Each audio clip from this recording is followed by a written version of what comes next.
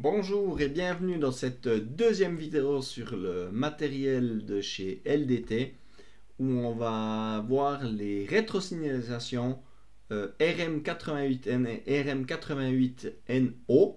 Donc c'est les rétrosignalisations que j'ai utilisées personnellement pour automatiser deux maquettes. Donc je vais parler de ces deux-là.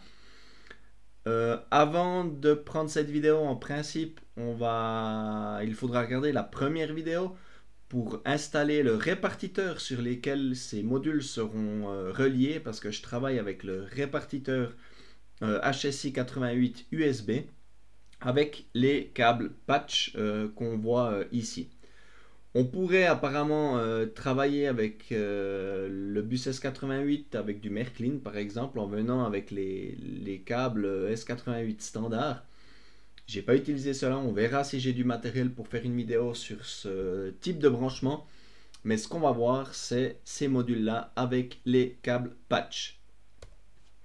Dans cette vidéo, on va faire une introduction, on va voir le matériel qu'on a quand on achète un tel module, les schémas de câblage, parce qu'il y en aura plusieurs, et ensuite comment on configure ces rétrosignalisations, ces indicateurs au niveau de Train Controller.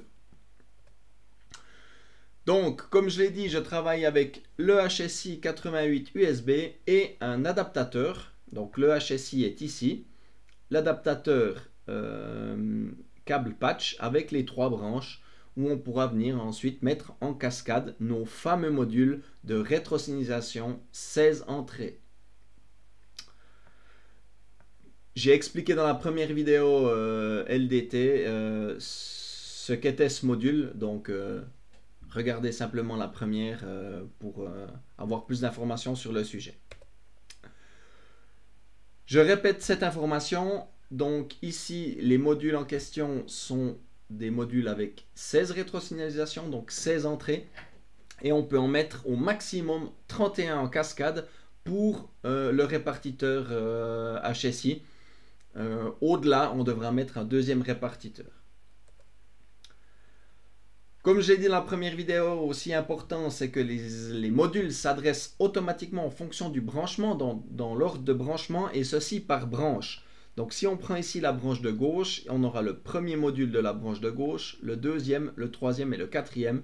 Pour la branche du milieu, ici, le branche du milieu, premier module, deuxième module, troisième module, et ainsi de suite. Et donc, au total, ici, on peut avoir 31 modules, 16 entrées, avec le répartiteur.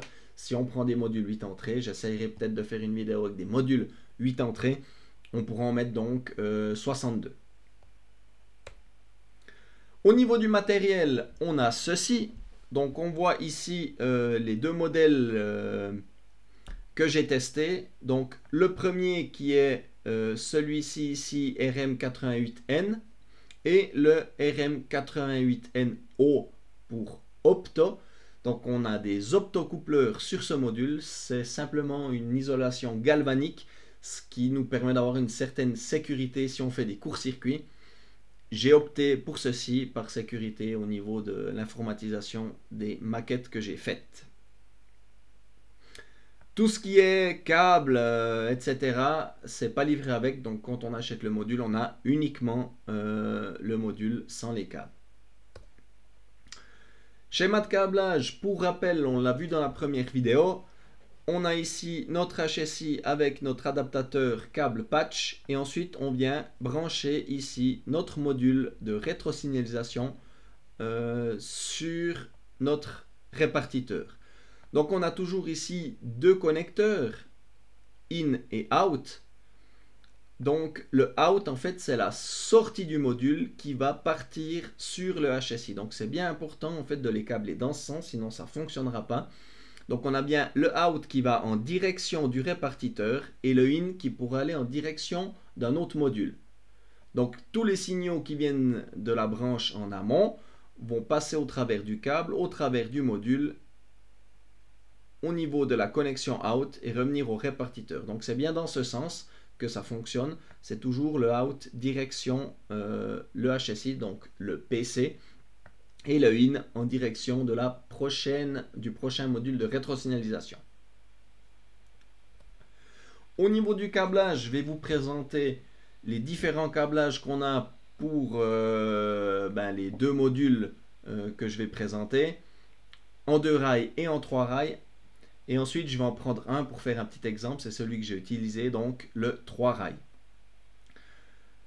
Ici, pour du 2 rails, on a donc le module RM88N, donc sans l'isolation galvanique, sans les optocoupleurs. On peut avoir par exemple un contact reed, une palette, une barrière lumineuse ou quoi que ce soit. Ça se branche comme ceci, avec ici on a une masse, si on veut bien, un commun. Et ensuite on va avec ce commun dans notre détecteur et on revient sur l'entrée. Donc au niveau du 2 rails, on aurait, personnellement j'ai aussi une maquette en 2 rails. J'utilise d'autres modules avec de la consommation de courant. C'est pas droit le même système sur Litvinsky, on utilise plutôt un genre de pont de masse. Il y a de la consommation de courant derrière, c'est clair, mais c'est vraiment un système de pont de masse, donc un circuit qui se ferme. Donc pour qu'il se ferme en 2 rails, on a besoin d'un détecteur quelconque qui est un reed, une palette ou quelque chose comme ça. En 3 rails, donc on retrouve ici le 3 rails avec la voie centrale. On isole donc un canton, donc une section de voie, et ensuite on vient simplement avec le fil qui est lié à cette section de voie sur l'entrée 1, par exemple ici dans ce cas, mais c'est valable pour toutes les autres entrées. Et quand on a un pont de masse, donc quand on a un essieu qui conduit entre cette voie et cette voie, on va détecter la présence du train. D'où l'importance d'avoir des essieux conducteurs ou résistifs. Le module que j'ai utilisé, que j'ai choisi, c'est donc le RM88NO, donc avec optocoupleur, isolation galvanique. Ici, le schéma de câblage en 2 rails, toujours avec un système de détection qui peut être une palette, un contact reed, qui vient ici sur notre entrée. Et pour pouvoir détecter ça avec l'isolation galvanique, avec les optocoupleurs, on a besoin d'un système de référence qui est ici la masse qu'on va venir mettre sur la borne référence. Pour le 3 rails avec le module RM88 avec optocoupleur, on a donc cette fois-ci la référence qui est la voie centrale qui vient ici sur notre borne de référence, notre borne commune. On vient isoler notre voie d'un côté et même chose, quand un essieu conducteur ou résistif fait le pont entre les deux voies, on va détecter la présence du train, qui va venir sur les entrées du module. Donc j'en ai pas parlé avant comment est conçu le module, je parle d'entrée, je parle de commun. On a ici nos 16 entrées, donc de 1 à 8 et de 9 à 16, et un commun au milieu. Et de l'autre côté, j'ai déjà un petit peu parlé, on a la connexion patch, donc RJ45, qui va en direction du répartiteur. De l'autre côté, la connexion patch RJ45 qui va sur le prochain module. Et ensuite, on a aussi ici le out et le in en version câblage S88. Donc c'est soit un, soit l'autre. Voilà pour le câblage des rétrosignalisations. Dans ma démonstration, j'ai simplement alimenté mon répartiteur. J'ai câblé un module RM88N opto avec un câble patch. Et je vais simplement ici venir avec un fil de masse, venir sur les entrées pour vous montrer en fait l'effet sur Train Controller et qu'est-ce qu'on reçoit en fait comme signaux. Je crois que j'ai plus rien à dire à ce niveau-là. Ça, c'est pas bon. Donc, on va passer à la petite démonstration. Je vais mettre ici la webcam pour montrer le câblage. Donc, j'ai parlé de couleur de fil, mais je ne suis pas un très bon élève. En labo, j'utilise des restes de câble, donc c'est simplement du câble violet. On va peut-être mettre un peu de lumière si ça améliore les choses au niveau de la vision. Voilà. Donc ici, on a notre répartiteur HSI 88 USB avec la connexion USB qui vient à mon PC. Donc ça, c'est ce qu'on a installé dans la vidéo numéro 1. De l'autre côté, on voit ici l'adaptateur pour les câbles patch avec la branche gauche, milieu, droite. Et ici, j'ai mis simplement un câble patch qui va me relier à la partie out, donc à la connexion out de mon module RM88N Opto. Ensuite ici, la référence qui est la voie centrale, donc le courant de traction. Et j'ai ici simplement un fil de masse que je vais venir toucher les entrées-sorties. Enfin, les entrées, pardon, pas les sorties. Si on fait une petite démo, on va ouvrir Train Controller. Voilà, ça s'ouvre. On va se mettre en mode démo.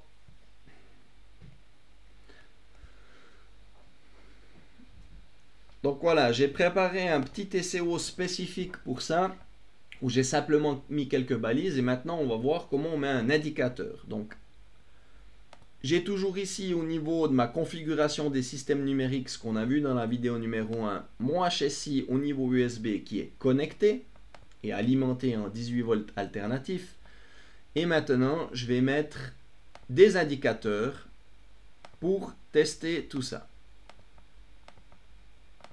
Voilà. Si je double-clique sur mon indicateur, on peut lui mettre bien sûr un nom, left 1.1 par exemple. Et au niveau de la connexion, on va retrouver ici mon HSI branche de gauche. Je vais prendre le premier module vu que j'en ai qu'un, mais c'est clair que ici au niveau de mon câblage, je pourrais partir très bien sur un autre module et ça sera 2.1. Donc ici, premier module, première entrée, 1.1, OK. Si maintenant je viens avec mon fil toucher la première entrée, qu'est-ce que j'ai? On voit bien qu'elle s'allume sur mon TCO. Donc ça fonctionne tout simplement. Si je fais maintenant la deuxième, même chose, branche de gauche, module 1, entrée 2,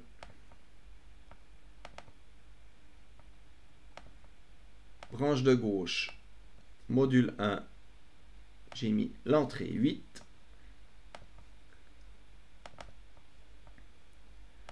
HSI, branche de gauche, bus de gauche, module 1, entrée 10, et j'ai pris également la dernière, bus de gauche, 1, 16. Donc si je teste tout ça, donc la 2, c'est comme si un train arrive sur mon canton, ça s'allume. La 8, ça s'allume. La 10, ça s'allume. Et la 16, ça s'allume. Donc j'ai bien mes indicateurs, mes rétrosignalisations qui fonctionnent. Donc au niveau de la mise en service, c'est vraiment quelque chose de très simple. Le problème, c'est que si maintenant, ici entre, je déconnecte et j'intercale un module, eh ben, je devrais changer les adresses au niveau de mes indicateurs parce que ce module ne sera plus le premier sur le bus de gauche, sera le deuxième. Donc ça sera 2.1, 2.2, 2.8, 2.10, 2.16. Maintenant, ça c'est simplement des indicateurs. Comment ça se traduit au niveau d'un canton? Donc si je place un canton ici, je rentre dedans, au niveau de l'éditeur de canton, je vais mettre mes mêmes indicateurs. Par exemple, j'ai fait un canton avec 3 indicateurs, admettons. Voilà. Comme ceci. Donc c'est juste de l'affichage, hein, ce que je fais, c'est pas fonctionnel.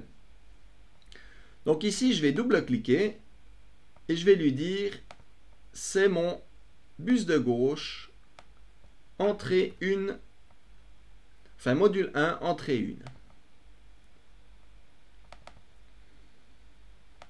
Bus de gauche, module 1, entrée 2. Pardon, pas d'accord, entrée 2. Et la troisième, c'est la 8. Donc, c'est pas obligé de se suivre, hein. Ça peut être n'importe quelle détection, n'importe quelle rétrosignalisation. Donc, je vais mettre la 8. Pardon, il n'est pas d'accord, voilà. Ok, donc là, j'ai mon canton. J'enregistre. Donc, j'ai repris ici les trois mêmes rétrosignalisations. On peut les prendre à plusieurs endroits, hein, ça c'est clair. C'était juste pour vous montrer rapidement, en fait, le câblage, si ça fonctionnait. Ça fonctionne. Et maintenant, si je visualise ici mon canton, on a bien l'entrée 1, 2, 3. Donc, mes trois rétrosignalisations au niveau de mon même canton. Si je viens toucher maintenant l'entrée 1, voilà, je détecte un train. Donc, on voit bien que la rétrosignalisation 1 est active et je vois bien dans mon canton que la première aussi est active. Si je prends la 2,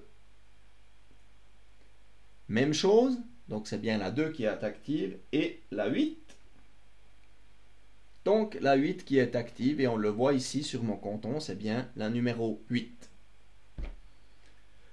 Voilà, c'était la petite démo que je voulais faire sur les modules de rétrosignalisation de chez Litvinsky. Ce que j'ai utilisé, donc un peu plus de hardware, de configuration, de câblage et comment ça se comporte au niveau de train controller. J'espère que ça vous a donné des idées, ça vous a peut-être expliqué des choses ou démontré en fait un nouveau matériel. Si vous avez aimé, le petit pouce bleu, c'est toujours très gentil, on apprécie et abonnez-vous si vous voulez voir les prochaines vidéos. Allez, amis modélistes, à la prochaine. Bye bye.